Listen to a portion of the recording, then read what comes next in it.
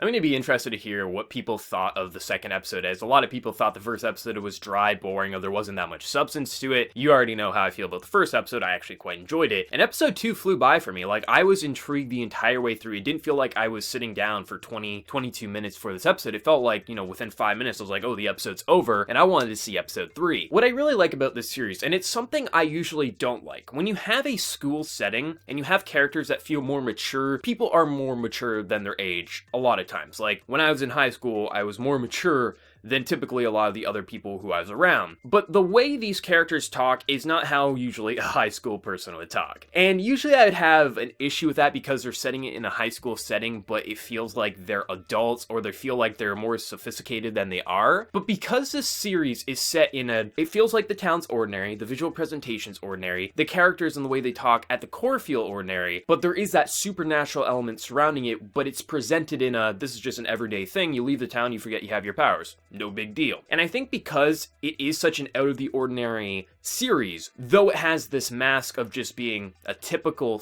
like town and school setting, the way the characters talk, despite it being completely different than the way they should talk because they are students, because they are still in high school, I think it actually works because of the mask of just the typicalness that is on it, actually makes it something truly special, I think. Because the way they talk, despite it not matching what normal high school kids would say and do, I think just the way they talk and the ideas they present, like the 3 rules of robotics and things like this, the Zeroth law, it's interesting to me. Now, some people may find that stuff to be completely boring, but for myself, I'm completely intrigued with it. And what's really making this something like truly special to me is how they're blending each other's powers, how people are using their powers together. Obviously, we knew the 2 central characters would use the time reset and remembering to solve issues, maybe solve crimes, solve problems overall. But what I didn't expect to see is some of the other side characters use their abilities to help out with this issue. As last week's ends with this little girl being confronted, who the hell are you, because this girl's dead. And we get a bit more backstory to learn what her mother did. Her mother created her, she couldn't actually have a child, it seems, and she made this, and she feels guilty because she can't love her fake daughter, so she wants to leave the town, forget she has her ability, forget she has her daughter. Her daughter can grow up probably with an orphan family or something like that. And this whole idea is basically we want to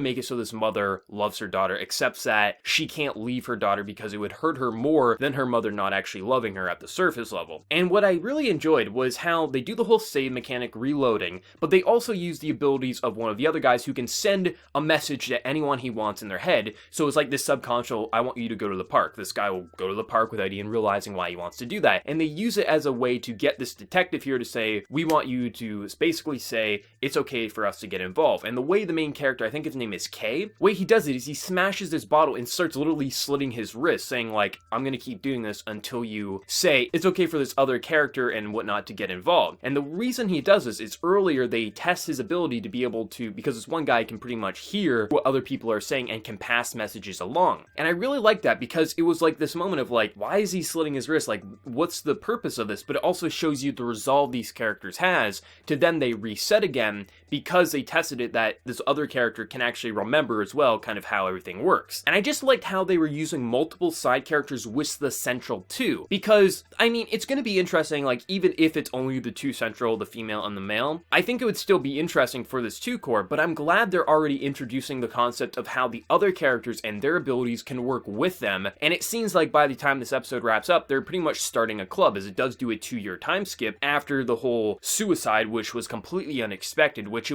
was definitely hinted at it earlier in the episode that this other girl, I think her name was Samir, she seemed pretty like suicidal or at least depressed because she obviously loved the main character and she knew that the main character loved another girl, or at least was interested in it. I think that was probably what drove her to the edge. And the fact that they can't reset, it was basically in the time loop that they already did, it was unexpected. And then the 2-year time skip, I felt like, I was like, wow, I didn't expect them to do that. But I think it's a good way to do it because this main female is such a weird entity that it would take her a while to kind of grow and develop, and it might not be that interesting to watch her. So I think doing that 2-year time skip now that they're starting this club, which will probably be like pretty much all about just fixing issues, supernatural activities, I think it's going to lead to a lot of interesting story arcs, as it seems like every 2 to 3 episodes we're going to get a new mini arc, which I think is going to be interesting myself. I mean, I could definitely still see people saying the visual presentation's boring, they may not like the voice acting, they may think the dialogue just feels out of the ordinary for such high school characters, but I think because it's layered in this, it's a normal setting, it's just a normal town, normal school, but they kind of act like this supernatural power is normal. It kind of makes the